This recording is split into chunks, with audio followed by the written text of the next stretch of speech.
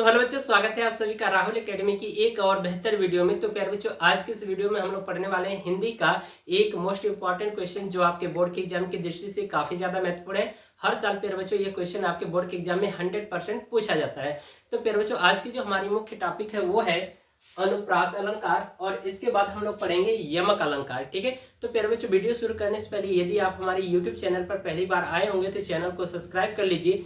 Video पूरा देखिए बच्चों। वीडियो यदि आपको पसंद आती है तो वीडियो को लाइक करिए और साथ ही साथ चैनल को सब्सक्राइब करना न भूलिएगा। तो चलिए बच्चों, बिना किसी देरी के आज की वीडियो को हम लोग शुरू करते हैं।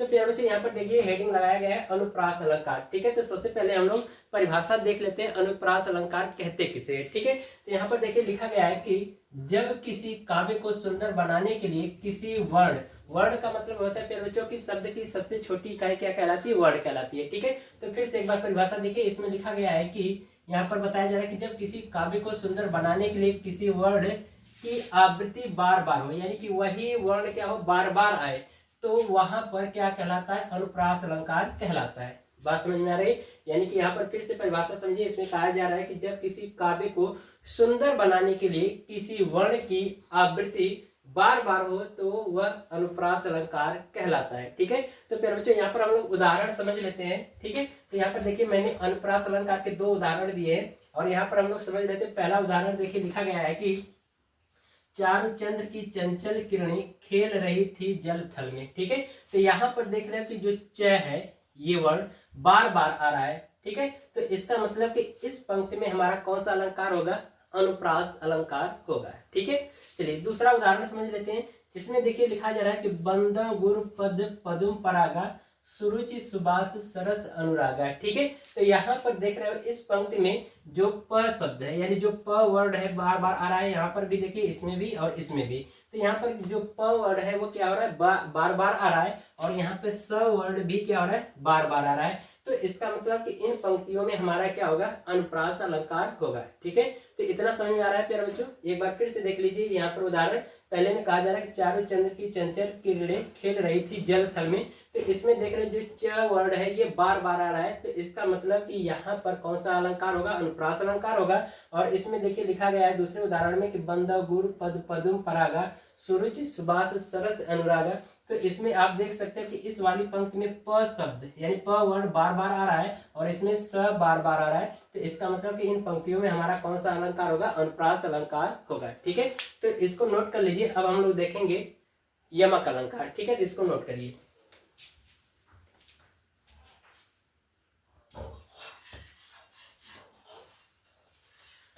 तो बच्चों, अब हम लोग अगला अलंकार देखेंगे। ठीक है, तो यहाँ पर मैंने हेडिंग लगा दिया है यमक अलंकार। ठीक है, तो यमक अलंकार की परिभाषा क्या होगी यहाँ पर आइए समझ लेते हैं। ठीक है, तो यहाँ पर देखिए लिखा गया है कि जब किसी काव्य को सुंदरता, यानी जब किसी काव्य की सुंदरता को बढ़ाने के लिए एक शब्द बार बार आए परंतु उनका अर्थ अलग अलग हो तो उसे हम यमक अलंकार कहते हैं। यानी कि इसमें कहने का मतलब ये है कि जब किसी काव्य की सुंदरता को बढ़ाने के लिए एक ही शब्द बार बार आए परंतु उसका अर्थ अलग अलग होता है तो वह हमारा क्या कहलाएगा?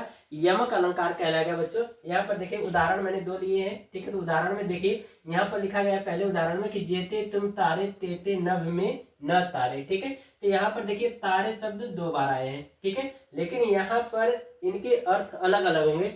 यहाँ पर प्यारे बच्चों तारे का मतलब क्या होता है? उद्धार। ठीक है, यहाँ पर तारे का मतलब क्या होता है? उद्धार करना। और यहाँ पर तारे का मतलब होता है तारामंडल। ठीक है, तारामंडल।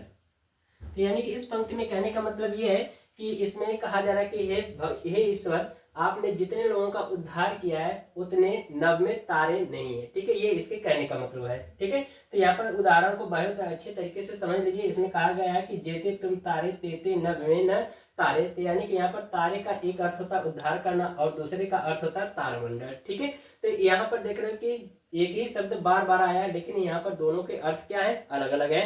तो इसलिए इस पंक्ति में प्यारे बच्चों हमारा क्या होगा? यमक अलंकार होगा। ठीक है, दूसरा उदाहरण देखिए। इसमें कहा जा रहा है काली घटा का घमंड घटा। ठीक है, तो यहाँ पर देखिए घटा शब्द क्या है? बार बार आया है, यानी कि 2 बार आया है। तो यहाँ पर प्यारे बच्चों घटा शब्द एक ही है लेकिन इनके यहाँ पर अर्थ क्या होंगे? अलग अलग होंगे। यहाँ पर प्यारे बच्चों घटा का मतलब होता है काले बादल से, काले बादल से। ठीक है, और यहाँ पर मतलब होता है घटा का मतलब कम होना। ठीक है, तो यहाँ पर देख रहे हो घटा शब्द 2 बार आया, लेकिन इनके अर्थ यानी कि एक ही है, लेकिन इनके अर्थ क्या हुए यहाँ पर अलग अलग हैं। तो इसलिए यहाँ पर क्या होगा, यमक अलंकार होगा। बात समझ में आ रही है, इसको आप नोट कर लें।